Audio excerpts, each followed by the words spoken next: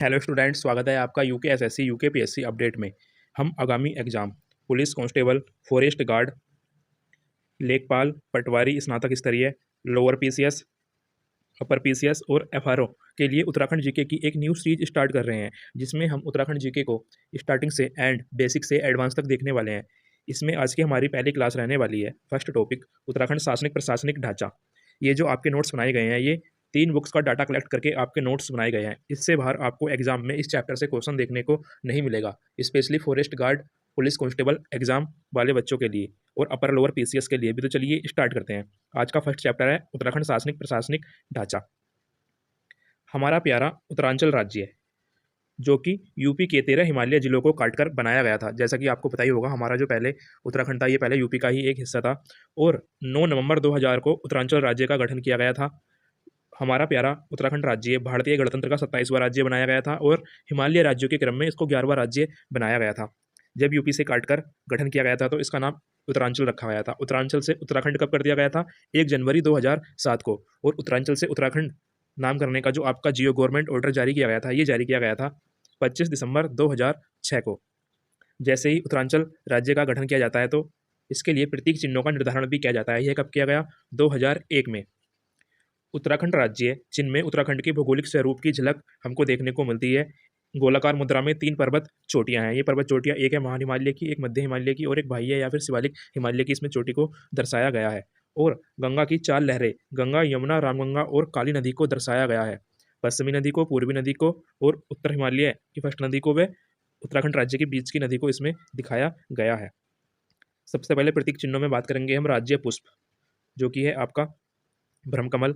यह है 4800 से 6000 मीटर की ऊंचाई पर मध्य हिमालय क्षेत्र में पाया जाता है।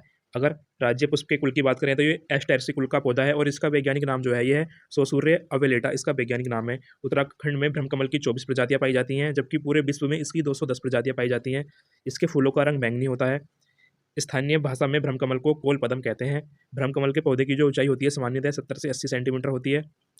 ब्रह्मकमल पर जो फूल खिलते हैं जुलाई से स्टार्ट होकर सितंबर माह, मात्र 9 महीने तक ही ब्रह्मकमल पुष्प खिलते हैं। ब्रह्मकमल का उल्लेख वेदों और महाभारत के वन पर्व में भी देखने को मिलता है। महाभारत के वन पर्व में ब्रह्मकमल को सौगंधित पुष्प कहा गया है। ब्रह्मकमल की पूजा केदारनाथ धाम में भगवान शिव के लिए की जाती है। उत्तराखंड में पाई जाने वाली ब्रह्मकमल की प्रमुख प्रजातियां जो हैं सोसूर्या गर्मिनोफोलिया, यानी कि फेन कमल, जो कि बैंगनी रंग का होता है। सोसूर्या एलप्पा, सोसूर्या सीमेसोनिया, सोसूर्या ग्रासोफिफेरा, कस्तूरबा कमल बैंगनी रंग का होता है।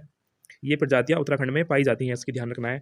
यह पुष्प उत्तराखंड में कहाँ कहाँ मिलता है? ब्रह्मकमल फूलों की घाटी में सर्वाधिक, केदारनाथ में सर्वाधिक, शिवलिंग वेस ग्लेशियर में सर्वाधिक, पंडारी ग्लेशियर में सर्वाधिक मिलता है। और हिमाचल में ब्रह्मकमल को दूधा फूल कहा जाता है। कश्मीर में इसको गलगल कहा जाता है। नेपाल में टोपोगोला कहा जाता है। ब्रह्मकमल को हिमालय पुष्पों का सम्राट भी कहा जाता है। ब्रह्मकमल के पुष्पों की चूर्ण का प्रयोग व जड़ों का प्रयोग हड्डी उपचार में किया जाता है।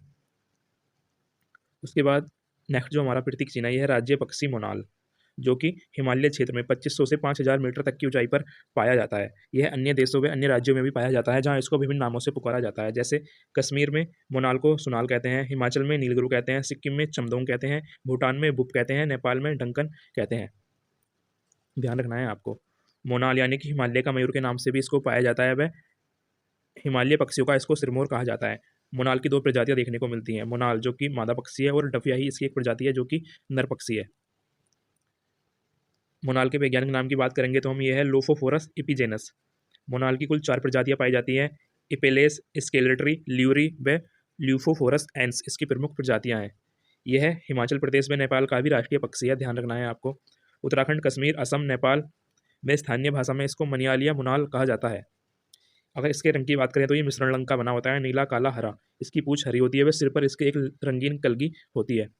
मोनाल अपना घोंसला नहीं बनाते हैं, बल्कि यह चट्टानियाँ पेड़ छिद्र में अंडे देते हैं। मोनाल का प्रिय आहार आलू है, वह ये कीड़े मकोड़े भी खाते हैं। उत्तराखंड में आलू की फसल को सर्वाधिक नुकसान हो जाते हैं।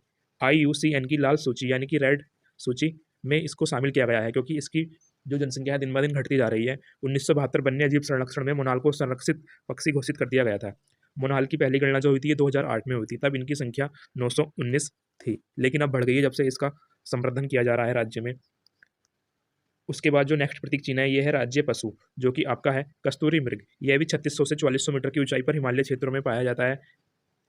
कस्तूरी मृग की आयु की बात करें तो 20 वर्ष इसकी आयु होती है। उत्तराखंड में इसकी 4 प्रजातियां पाई जाती हैं। वैज्ञानिक नाम इसका मास्कस काइसोगार्ट्रस है। हिमालय का मस्कटियर इसको कहा जाता है। यह राज्य में केदारनाथ, फूलों की घाटी, उत्तरकाशी, पिथौरागढ़ के जंगलों में 2 से 4 हज़ार मीटर की ऊंचाई तक पाए जाते हैं। यह कश्मीर, हिमाचल, सिक्किम में भी पाए जाते हैं। रंग की बात करें तो भूरा रंग होता है, वह काले पीले इस पर धब्बे होते हैं। पैर में इसके 4 बड़े खुर होते हैं। इसकी सामान्यतः ऊंचाई 20 इंच होती है। वह वजन 10 से 20 किलोग्राम इसका होता है। इसकी जो घ्राण व श्रवण शक्ति है ये बहुत तेज होती है, यानी आवाज करने व दहाड़ने की शक्ति। आत्मरक्षा के लिए 2 बड़े-बड़े दांत इसके मुंह पर होते हैं। इनकी गर्भधारण अवधि जो होती है ये 6 माह होती है। एक बार में एक मृग का जन्म होता है। कस्तूरी केवल नर मृग से प्राप्त की जाती है। कस्तूरी के अगर निर्माण की बात करें तो ये 1 वर्ष से अधिक आयु के मृग में होता है। मृग जननांग के समीप ग्रंथि से स्रावित होता है। गांठनुमा थैली में एकत्र होता है कस्तूरी। एक मृग से 30 से 45 ग्राम कस्तूरी प्राप्त की जाती है 3 वर्ष के अंतराल में। कस्तूरी मृग के संरक्षण का प्रयास 1972 में किया गया था। और कस्तूरी का जो रासायनिक नाम है यह है मिथाइल ट्राइक्लोरो पेंटाडेकेनोल। ध्यान रखना है आपको। कस्तूरी मृग विहार जिसकी स्थापना 1972 में की गई थी यूपी सरकार द्वारा, ये आपका चमोली जिले में स्थित है, जो कि केदारनाथ वन्य जीव प्रभाग के अंतर्गत आता है। इसके क्षेत्रफल की बात करें तो 967.2 वर्ग किलोमीटर इसका क्षेत्रफल है।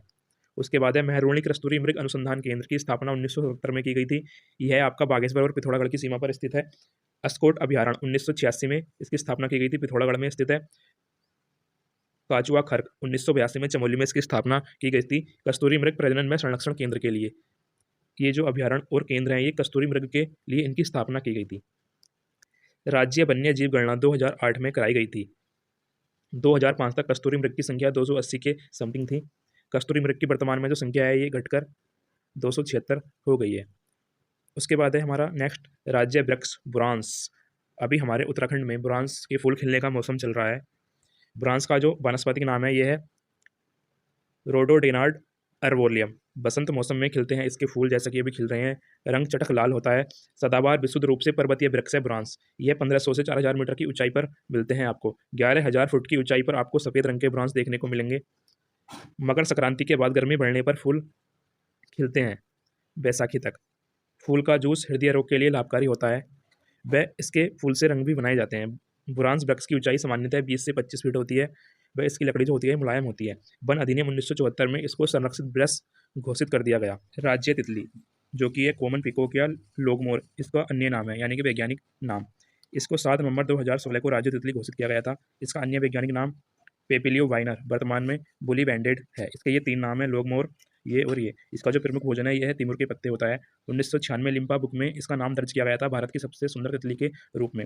2016 लच्छीवाला देहरादून में प्रथम बटरफ्लाई पार्क खोला गया था उत्तराखंड राज्य में। ये थी आज की हमारी उत्तराखंड जीके की क्लास, जिसमें हमने उत्तराखंड के प्रतीक चिन्ह को देखा। नेक्स्ट जो क्लास आएगी उत्तराखंड शासन प्रशासन की, उसमें हम उत्तराखंड की पॉलिटी को कवर करेंगे। इस चैप्टर में जो हम ये आपको नोट्स प्रोवाइड करा रहे हैं इससे एग्जाम में डायरेक्टली क्वेश्चन आपको देखने को मिलेंगे। धन्यवाद।